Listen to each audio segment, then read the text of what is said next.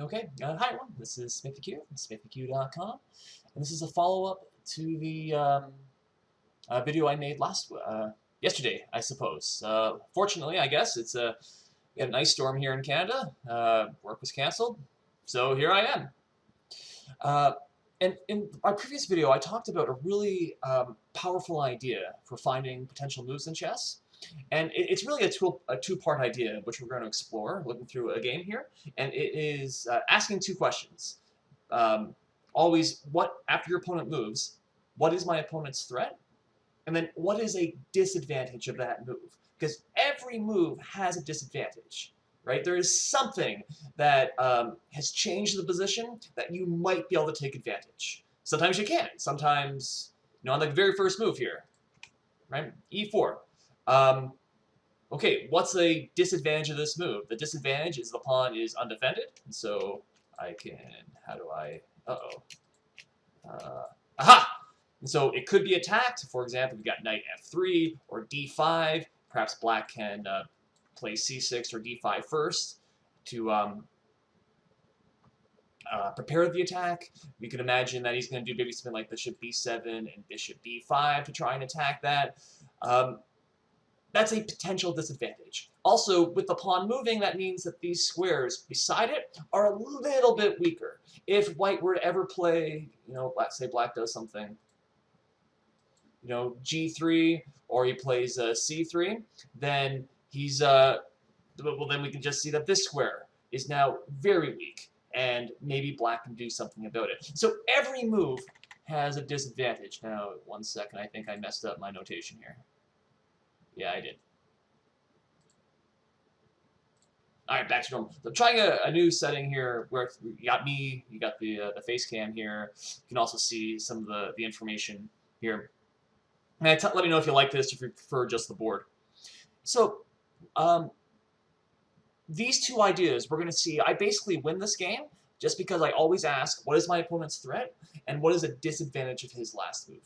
That's basically, that's it. So let's take a look. Again, this is played, I guess, almost three years ago now, right? My opponent was rated 1950. I was just over 2000. You've got the open Sicilian. Knight f6. Then I played, at the time, the pet system I had against the Sicilian with f3. We could ask ourselves, what's the idea behind this move? Usually we play knight c3 is the most common move. We played f3. And the idea is, okay, if he doesn't do anything, I can then play c4, and I'm able to develop my knight behind the pawn. And we can say that these pawns have a very cramping effect on the black position, and it really restricts what he can do. Historically, I've done very well in this type of pawn structure, the Marcosi bind. And if black doesn't know what he's doing, it's very easy to drift into a poor position, or a position that lacks counterplay. And this is exactly what's going to happen in this game. Now that said, f3 is not the main move, and we could ask ourselves, all right, so now we know what the idea of my move is, and so I can play c4. We can then ask, what is a disadvantage of this move? Well, a disadvantage, that's a pawn move instead of a piece move, so it's slightly putting me a little bit behind development, and also it's slightly weakening my king. Right? We can imagine that this diagonal coming in won't be very fun. Whoops! Wait, what the? It's like chess base. Come on, chess base. What? And so, a line that you have to be prepared for would be for black to try and capitalize that. He could play e5, kicks the knight away, and see how this potentially opens up this diagonal. All of a sudden, knight takes e4 might be possible, or more simply, just playing d5. Not letting white get c4 in, and then white would usually continue with bishop to g5. Black will often come in with d4, or play bishop e7 first, and it becomes a very different style game. Still interesting.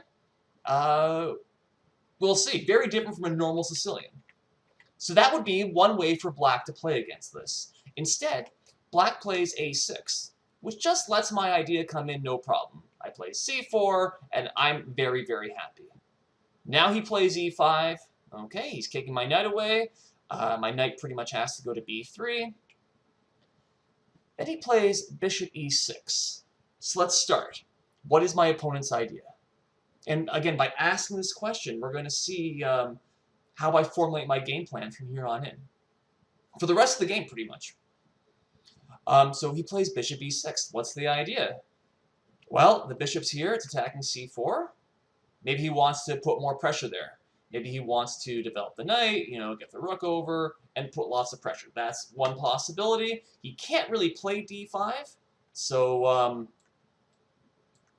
I don't have to worry about that. Anything else? That's about it. What's a disadvantage of this move? A disadvantage is that this square is potentially weak, so we could imagine if I could somehow attack that, he'd be in trouble, but it's not easy to attack that. So there's no real way for me to take advantage. So I simply develop knight c3, then he played queen c7, and we can see his idea clearly. He's really putting all the pressure there in the world. He's threatening to win the pawn right away. So I need to do something about that. So what do? I could do something passive like queen e2 or queen d3, just defending like that. But let's ask ourselves, what's a disadvantage of this move? It's a queen move. The queen is, we don't normally develop the queen early in the game because it can be attacked. And well, I can play knight d5, and I'm attacking the queen, and I'm blunting the bishop from attacking the pawn. I'm threatening to perhaps double his pawn, and the knight is just a monster here. He takes, I take. And so now we can see what's happened is I have the two bishops, he only has one. And unfortunately for him, his one bishop is a bad bishop because his pawns are on dark squares. So this bishop isn't going to be very active. Also notice that his queen is now on a perfectly open file. And so I can attack it very, very quickly by moving the bishop and then moving the rook over. That's exactly what's going to happen. He plays knight d7, so he's developing. There's no real disadvantage of this move, but it's a good developing move. So I play bishop e3. He develops. Then I'm able to get my rook over. I'm winning tempi with his queen. He ends up coming all the way back. Actually, let's back up for a second. There is a subtle disadvantage of knight d7, is that right now the queen, if it wanted to, could move to d7. Right? If it goes to d7, then the knight can't go to d7. But with the knight going to d7, that means after rook c1, the queen can't go there. And so he's forced back. And so we can see how black has lost a lot of time with his maneuver. He was trying to attack my pawn, but it didn't work at all. I played bishop d3. He castles. What's the idea behind this move? Okay, he castled. He wanted to castle. Okay, that gets his king safe out of the center. There's no real disadvantage to this move. Okay, so if you want to talk about hypothetically, a potential bad part about castling is that I don't know. I don't really have anything about this. He's just that's a really freaking good move. I castle as well. He plays rook to c8. And so let's ask ourselves, what's the idea?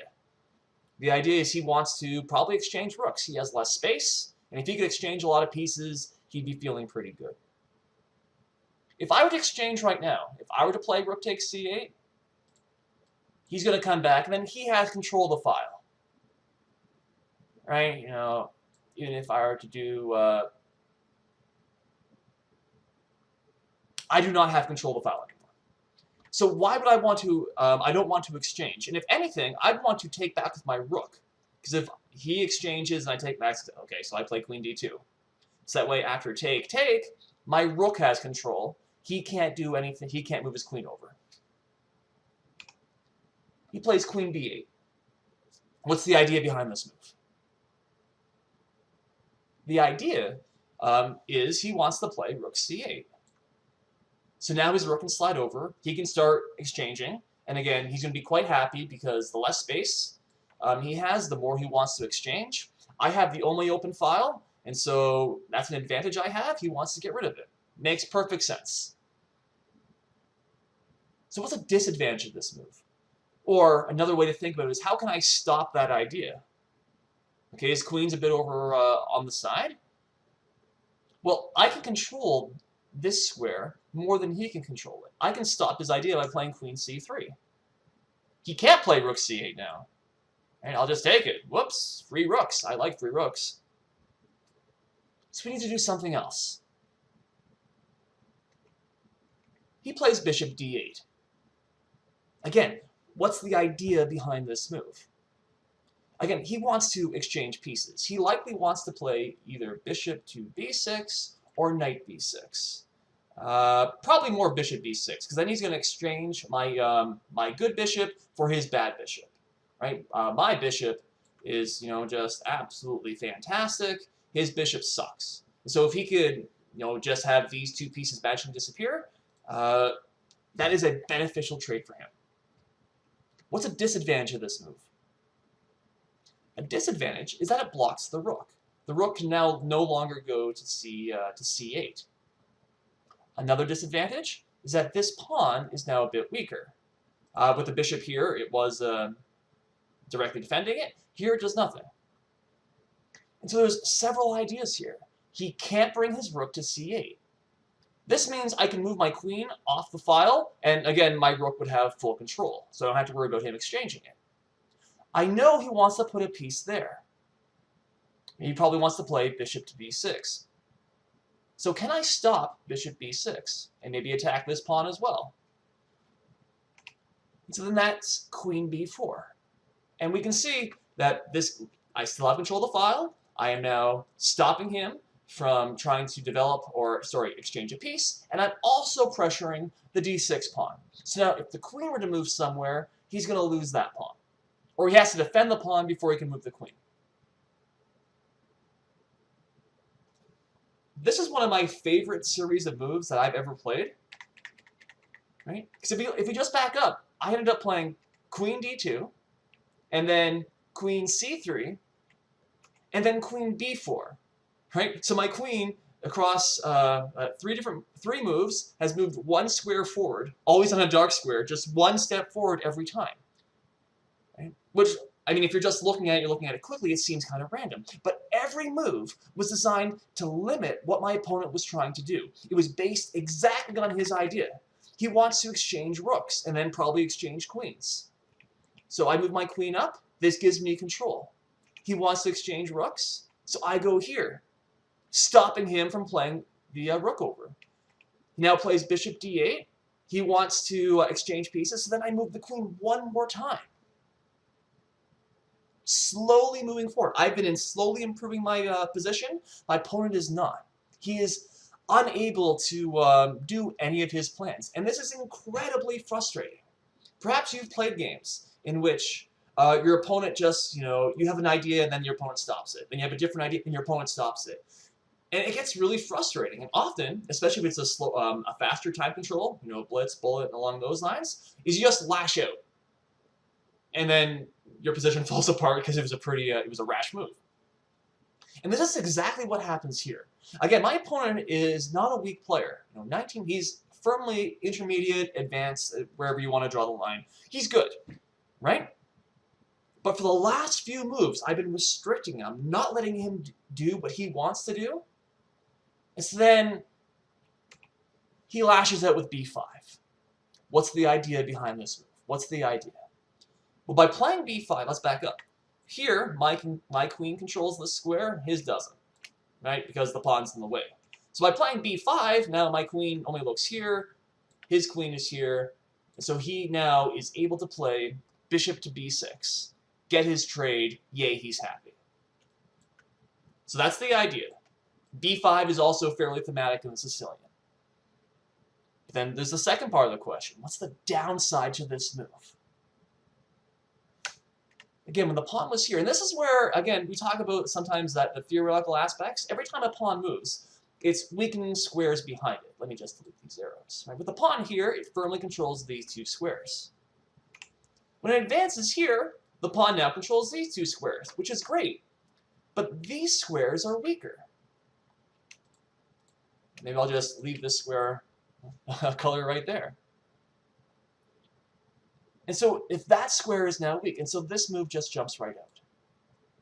Rook to c6. And this actually takes advantage of everything that's happened so far. This square is weaker, the rook attacks it. This square is weak, the rook occupies it. Remember how the bishop moved? and this pawn was weaker, well now it's being attacked. I can always slide back, and I got complete control of the c-file if he tries to exchange rooks. Everything, whoops. Chess base! What a silly program this is. Best on the market, eh? Anyway. My entire flow of ideas, all my play, has been based around my opponent. Right? I'm letting him lead me, so to speak. Now, I'm not just being very, very passive, right? I'm improving my position as well. This entire time, we back up, right? We look, right here, after we both castled, we just look at this position, and then we jump ahead, what, 6 moves? 1, 2, 3, 4. Let's stop here. Right? What's happened? He's shuffled his pieces on the back rank. Well, I've moved my queen over, I've moved my rook over, I have control. 2 moves later, right? I'm invading in, and he's still doing nothing. There's a small little tactical idea that tries to happen here. So he plays knight e8 to try and defend this pawn. And then I just have to calculate this accurately. So I take his pawn, he attacks my rook, I win the second pawn, he takes, knight c7 with a fork. So this could have been really bad. Fortunately, after take and then take, I'm simply up a whole bunch of pawns. Alright, so he does fork me, but after this, the knight's attack twice. Come on, arrows. There we go.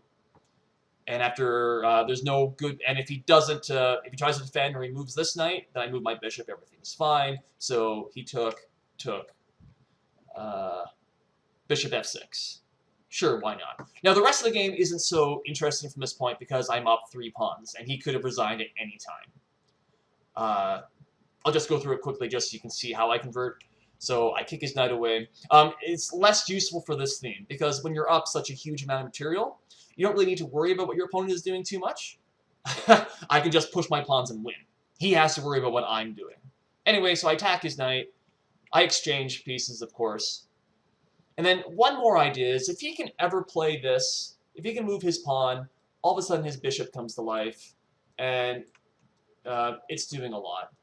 And so I try and restrict that. I end up playing knight c4 and then knight d3. So now the pawn can't move. My knight defends this. He can't even attack my knight because of the pawn. And the knight also allows me to play e5. And so the game is really, really simple. I play e5. I play d6. I try and get a rook exchange, and I just push my pawn all the way there until he resigns. So a very easy endgame at that point. Right? And so again, it's this idea, this way of playing, right? It's not so much, the moves or anything else. It's this way of thinking, right? If you don't think this way, you're probably not going to play queen d2 and then queen c3 and then queen b4. Because you'll be thinking about what you're trying to do, and you'll be thinking about your ideas. And maybe you're thinking going on the queen side, maybe you're thinking, maybe you want to attack on the king side, maybe you want to get some f4 in, or prophylaxis, maybe you don't play you. You're thinking something, right? Okay? Maybe you find these ideas, but it's a lot less likely. If you look at every time your opponent makes a move, what's the idea, and how can you take advantage of it? Because again, as soon as he plays b5, my first thought, right, what's the downside of his move? Well, c6 is weak. That means a6 is weak. d6 is a whole. This move makes a lot of sense. This is the only move that I even think about. I'm not wasting time, quote unquote, wasting time thinking about a5 or thinking about, knight b5 or other things or that move, right? Just what's the downside? Well, that square is everything is weak. Moving the rook there, and that's it. Right? And so this, if your opponent makes blunders, if they make mistakes, and you're thinking automatically, what is the downside of his move? You're going to find blunders all over the place, every time pretty much. And this also can work in reverse. I haven't talked about this. I can talk about this later if you wish. It's where you ask yourself, what is the downside of my move?